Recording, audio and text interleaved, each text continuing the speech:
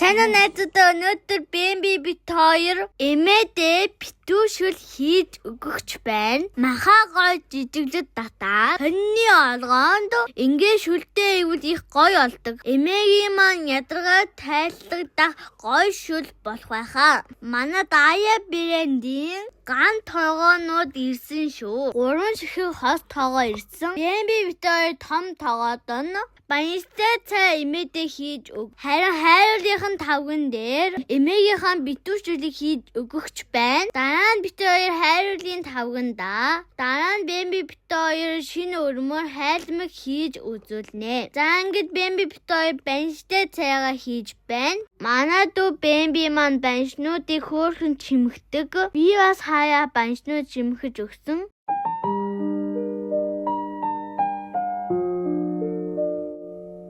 Харж байна Бэмби маань их хөөрхөн чимэгч байна. За эмээгийнхаа битүүшилийг Ая брэндийн ган хайруулын тавганд чанаж байна. Энэ ган тогоо бол эрүүл мэндийн сайн гэж аав хэлсэн. Банштай цагаа болохоор том тогоод нь хийж байна. Бас нэг жижигхэн хөөрхөн ган тогоо байгаа. Тэрэнд нь банти юм уу хаа шууд хийвэл гоё юм байлээ. Одоо ган хайруулын тавганда хайлмаг хийх гэж байна. Энэ ган тогоо бол Германы маш гоё чанартай ган тогоо гэсэн шүү. За одоо хайлмаг хийж эхлээд өрмөө хийгээд хайлуулаад зөөлөн хутгаад шар тос нь ялгараад ирэхээр нь шар тосын аяган давнаа. Дээрээс нь 9 чихэр баг зэргийн үзэм хийгээд зөөлөн галзаа ахиад буцалгана. Түрүүнд би гурил хийсэн шүү.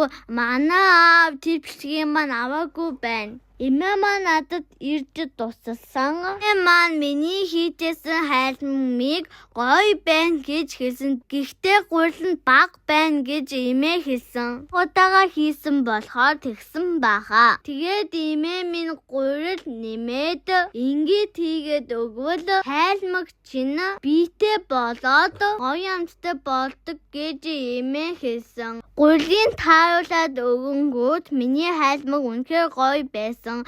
Тэгээ манай эмээ бүгдийг чаддаг мундаг эмээ шүү. Миний гаргаж авсан шар тос нэг аяганд дүүрсэн. За энэ Ая брэндийн хайруулын тавг үнэхээр гоё юм байлээ. Ерөөсөө түрэгдэж наалтайгүй шүү. Маш гоё байсан. Өөр хайруулын тавгнууд болохоор наалтаад байдаг юм аа. Энэ ган хайруулын тавг надад үнэхээр таалагдсан.